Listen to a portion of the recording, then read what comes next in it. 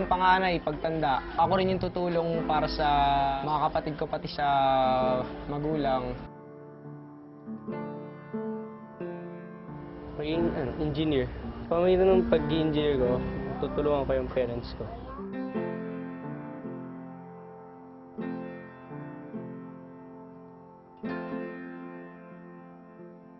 Yung biomedical engineer. Makakagawa ko ng bagay na hindi pa ginagawa ng iba.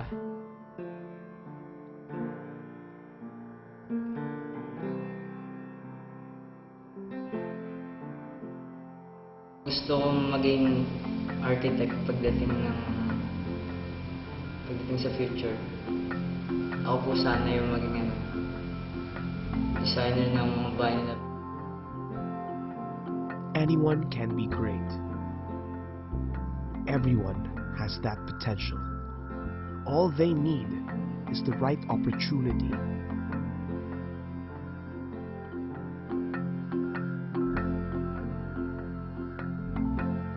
Not everyone gets that opportunity though, because of where he lives,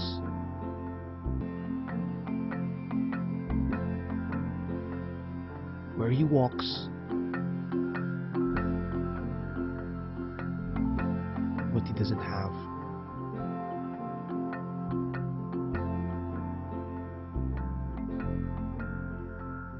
When the opportunity is given, a journey begins.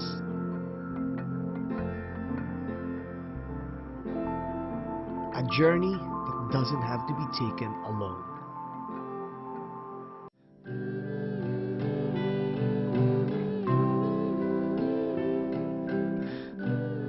The program provides an opportunity for underprivileged boys and their families to receive a holistic education.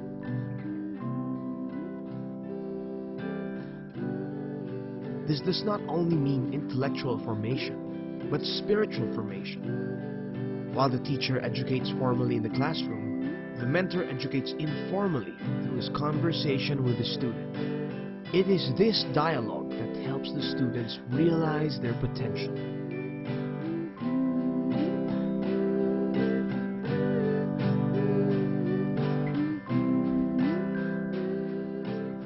Yung Christian ngayon, malaki na ito ng Southridge. Dahil ginawa niya akong maging matatag. Kahit na medyo nahirapan ako sa mga bagay-bagay, hindi lang sa school pero kahit sa bahay. Tulungan niya ako maging matapang. Kasi po, hindi lang po dahil sa mga virtues, pero dahil din po sa mga nakuha ko sa mga kaklase ko. Na yung mga sinishare nila, sinishare ko. Lahat po ng pinagsabihan namin ng mga bagay. Little by little they grow, they mature, and not just them. It is an interconnected journey where everyone positively influences everyone. Regardless of where they live, where they walk, and what they don't have.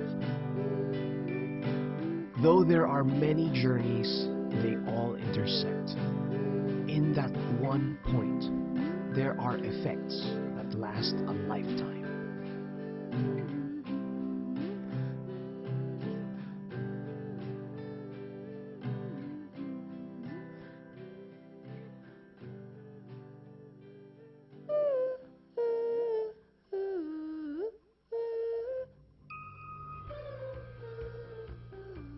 Salamat lang ako ano yun kasi may Southridge eh. Tatlo po sila magkakapatid. Mahirap lang po ang buhay. Ganun po talaga. Sa pagkain po muna, yun po inuuna namin. Tinutulungan sila ng Southridge kahit yung mga pinaglumaan ng day school. Nakakatanggap po sila. Kung anong meron si Paul, maraming nakikita ko kasi in terms of yung mga ginagawa niya, yung mga talaga proud ako to be part of Southridge. The old Alvin was a student in Southridge. I am now a teacher. I am an educator. I am sharing the knowledge and the inspiration that I got from my teachers, the kind of education that I got from Southridge. And I always tell other people that I am a testament to the kind of education that Southridge offers. Patunay ako ng husay ng institusyong ito. Salamat sa sponsors, sa mga teachers na, syempre, kung i-compare ko yung life ko sa dati, kumpara ngayon, masasabi ko na mas parang naging namold yung sarili ko bilang mas mabuting estudyante kasi nga yung mga learnings na natututunan namin doon, pati yung mga virtues na naka-captured. Masabi ko na rin na okay talaga maging isang Southridge student, astig. It's hard to accept the responsibilities that come with an opportunity. It's a journey whose first step is the hardest. But you don't have to take that first step alone.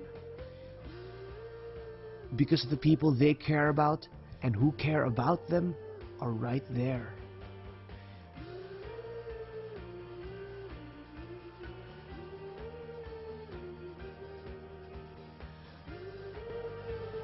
Join them on their journey.